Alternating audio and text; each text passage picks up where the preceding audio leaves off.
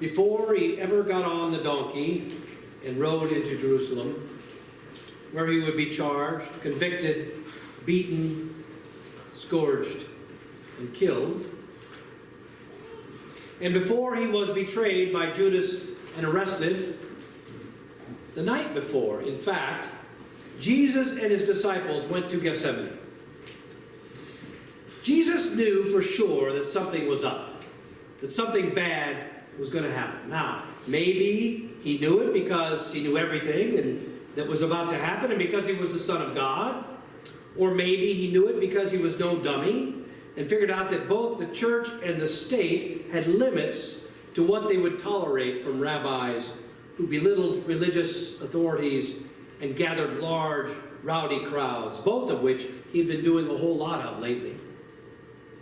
Either way, he knew all of it was about to come to a head. And he was anxious, extremely anxious, the text says. In fact, the text puts it this way. He says to his disciples, "Sit here while I go over there and pray." And he took with him Peter and the two sons of Zebedee, that is James and John, and began to be grieved and agitated. Then he said to them, "I am deeply grieved, even to death. Remain here and stay awake with me." And going a little farther, he threw himself on the ground and prayed. Now, I have to admit, this is the first time that I ever noticed just how desperate Jesus was that night. It says he threw himself on the ground. Not he knelt down or even he laid down. He threw himself down. A violent and sort of reckless action. And laying there on the ground, he prays, as we all remember, that if it were possible, that God would let this cup pass from him. Isn't there any other way? He says, an easier way, or is this the only way? And then he goes back to talk to the disciples, and what are they doing? Sleeping. So he scolds them. Really? Really, you guys? You can't stay awake and pray with me, comfort me, just be with me on this night? And the same thing happens again. And then once more, 3 times in all. He asks them to stay awake. And they just can't do it. Too much. Too tired. Too comfortable. And what Jesus finds out this night before his arrest is that even his closest friends won't stick by his side. Judas betrays him, of course, and Peter denies him, but James and John and the others simply can't see their way clear to stay awake and just be with him on this, the most anxious night of his life.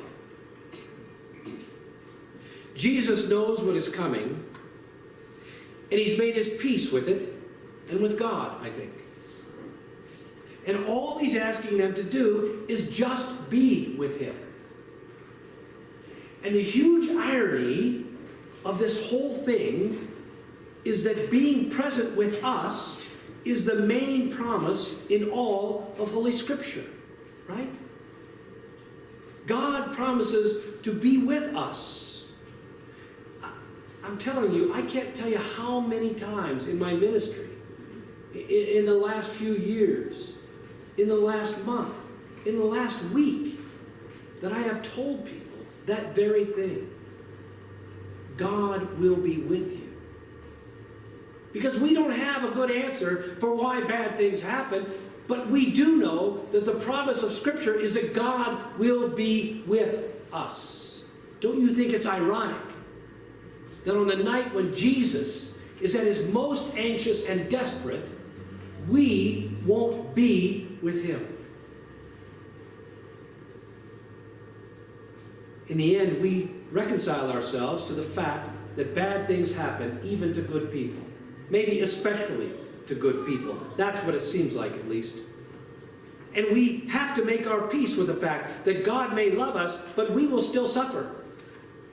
But we know one promise that is certain and true, that God is with us. Jesus said it at the very end of Matthew's Gospel. After he was resurrected and presented himself to the disciples and commissioned them to go out and change the world, does anyone remember the very last words of Matthew's Gospel? It's Jesus speaking, the last words. And he says this, "And remember, I am with you always, even to the end of the age." And yet they, who stand for we, couldn't even be with him for that one night. God has promised to be with us, and the fact is, we must then commit to be with God and each other. When is the last time someone you thought you could depend on abandoned you or let you down? Can you think of a time when you were left alone by a person or people you needed to stay by you for a time?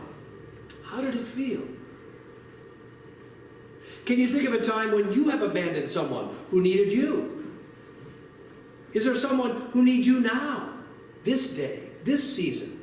Someone who is depending on you? Can you stay with them?